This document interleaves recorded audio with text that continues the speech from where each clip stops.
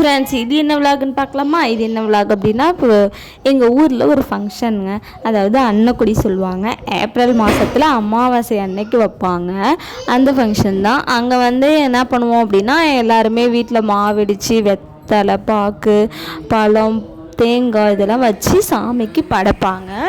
அது மாதிரி படைக்கிறதுக்காக ஸ்கூலில் தான் இந்த கோவில் இருக்கும், பிச்சாண்டவர் கோவில். இந்த ஃபங்க்ஷன் இங்கே தான் வைப்பாங்க. அதனால அங்கே வந்து எல்லாத்தையும் ரெடி பண்ணி எடுத்துகிட்டு போனாங்க.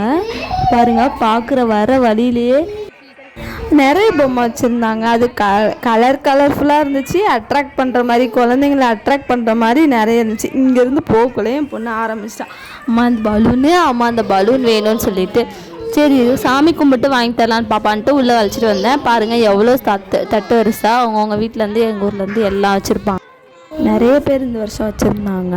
வச்சுட்டு அதுக்கப்புறம் வந்து சாமிக்கு பூஜை பண்ணிவிட்டு அதுக்கப்புறம் தான் அவங்கவுங்க தாம்பாளத்தை எடுத்துகிட்டு வீட்டுக்கு போவாங்க.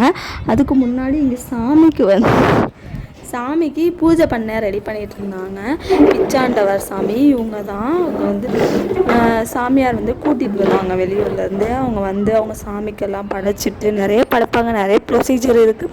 அது எனக்கு எப்படின்னு தெரியாது. ஒன்றா பண்ணிகிட்டு இருந்தாங்க. சாமிக்கு சூடை ஏற்றி விட்டு போட்டுட்டு அப்புறம் ட்ரெஸ் எல்லாம் போட்டுட்டு அந்த வேஷ்டியெல்லாம் போட்டாங்க சாமிக்கு. அதெல்லாம் போட்டுட்டு படைச்சிட்டு அதுக்கப்புறம் தான்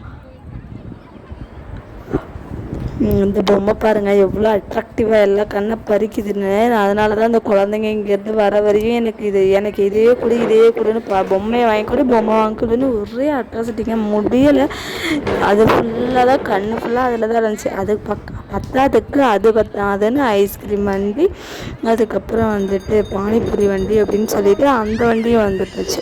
ஒரு வழியாக சாமிக்கு வேஷ்டியெல்லாம் போட்டுட்டு படைக்க ஆரம்பிச்சிட்டாங்க. படைச்சதும் என்ன பண்ணுவாங்க அப்படின்னா, தட்டு வரிசை வச்சுருந்தாங்க இல்லையா, அதுலேருந்து ஒரு அவங்கவுங்க மாவு இடித்து எடுத்துகிட்டு போவாங்க. அந்த மாவில் கொஞ்சம் எடுப்பாங்க, தேங்காய் உடைச்சி தருவாங்க, பழம், விபூதி, சூடெல்லாம் வைப்பாங்க. அதெல்லாம் சாமிக்கு எடுத்து வச்சுட்டு படைப்பாங்க.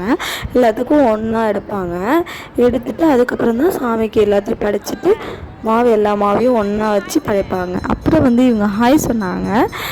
இவங்க வந்து என்னோடய சிஸ்டர் தான், சுமித்ரா. அப்புறம் அவங்க பையன் 2 பேரும் ஹாய் சொல்கிறான்னு ஒரே ஷை ஆகிட்டான் அவன். அதுக்கப்புறம் இப்போ தான் ஹாய் சொன்னான். எல்லாருக்குள்ளேயும் ஒரு கிளிக் எடுத்துட்டு அதுக்கப்புறம் வந்து மித்து, ராஜி எல்லாமே ஹாய் சொன்னாங்க. மிதுன் ஹாய் சொல்கிறான். மிதுன் ரொம்ப ஷை ஆகிட்டோம், ஹாய் சொல்லுடான்னு சொல்லிட்டு. அதுக்கப்புறம் வந்து அந்த வண்டியில் வந்து அந்த ஆட்டோவில் வந்து ஃபில்ட்ரு வாட்டர் எடுத்துகிட்டு போனாங்க. அதுக்கப்புறம் வந்து இங்கே என்னன்னு பார்த்தா ஐஸ்கிரீம் வண்டி வந்து நின்றுச்சு பக்கத்தில். ஐயோ, என் பொண்ணு தொல்லை தாங்க முடியல ஃப்ரெண்ட்ஸ். வாங்கி தானே ஐஸ்கிரீம் முடியாது, நான் பானிபூரி தான் வாங்கி தருவேன்னு அதை வாங்கி கொடுத்தேன். ஐஸ்கிரீம்லாம் சளி பிடிக்கும் பாப்பா, இது ஓகே, இது வாங்கிக்கோ அப்படின்னு சொல்லிட்டு அப்புறம் பானிபூரி வாங்கி கொடுத்தாங்க. எங்கள் அம்மா கூட உட்காந்து பானிபூரி சாப்பிட்டுட்டு இருந்தாங்க. இந்த பக்கம் ஒரு எல்லாத்தையும் எடுத்து வச்சாங்களே, அது பூஜை பண்ணிட்டாங்க. பூஜை பண்ணிவிட்டு அவங்கவுங்க தட்டை எடுத்துகிட்டு வீட்டுக்கு போயிட்டு அப்புறம் தான் நாங்கள் வந்து சாப்பிட வந்தோம். சாப்பிட்றதுக்கு எல்லாருக்கும் ஃப்ரீயாக தாங்க சாப்பாடு போடுவாங்க. வடை பாயசத்தோடு நல்ல சூப்பராக இருக்கும். நீங்கள் எப்படி? தேங்க்யூ ஃப்ரெண்ட்ஸ், தேங்க்யூ ஃபார் வாட்சிங். Please subscribe.